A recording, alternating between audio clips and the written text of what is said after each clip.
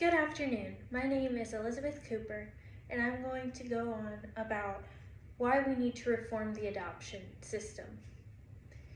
I was adopted. Without adoption, I would not be here today, talking to all of you. My parents sacrificed time, money, and a lot of emotional strain to be able to adopt myself and my younger sister. I'm very thankful to be standing here today, and it is due to the adoption process. We need to reform the adoption system so that more families can experience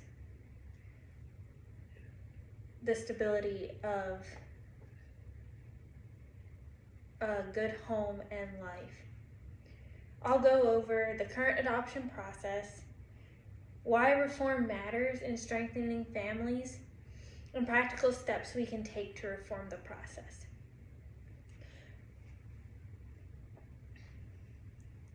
First, the cost of an average adoption is between $30,000 and $50,000. Paperwork and regulations make it very difficult because they vary state by state and others internationally. Many people cannot afford to adopt, and there are many kids in foster care that are waiting and need a stable home.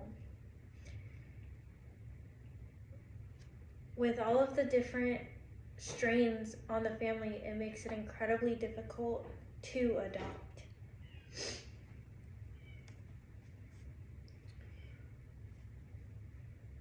Some reasons why we need to reform the adoption system.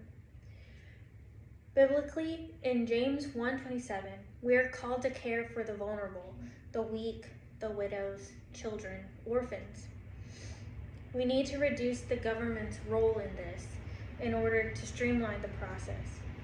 The community, especially the churches, need to step in and step up into their role that we are called to fulfill.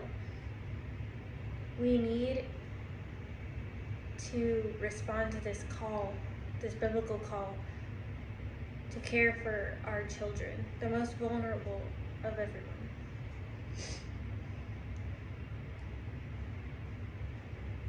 Some practical ways that we can reform the adoption process. We need to standardize the process across the states.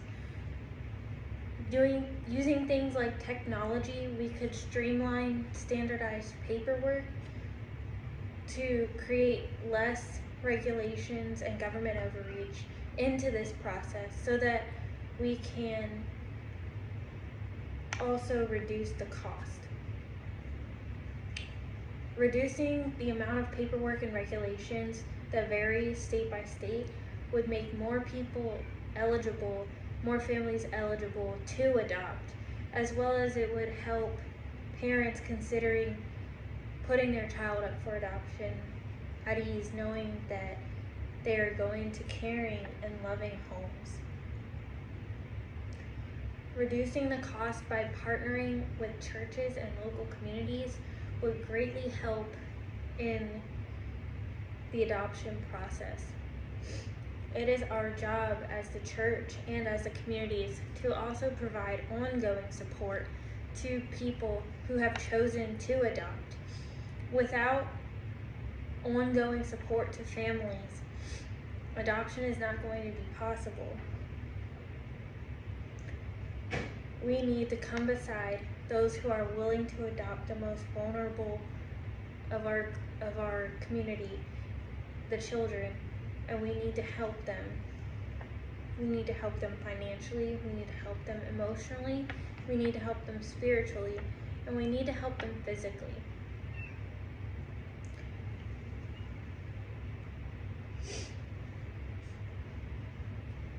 We took a look at what the current adoption process looks like. We understand why reform would strengthen families. And we looked at a couple practical steps that we could take to help reform the process. I wish all children had the same chance that I did at life. My mother, my birth mother, chose to put me up for adoption, giving me a chance at life. And my adopted family gave me a chance at a future, a stable home, loving parents and siblings, and I am grateful for that. I wish every child would have that chance, either in the foster care system and eventually being adopted into a loving family. We need to reform the adoption process to make this possible. Thank you.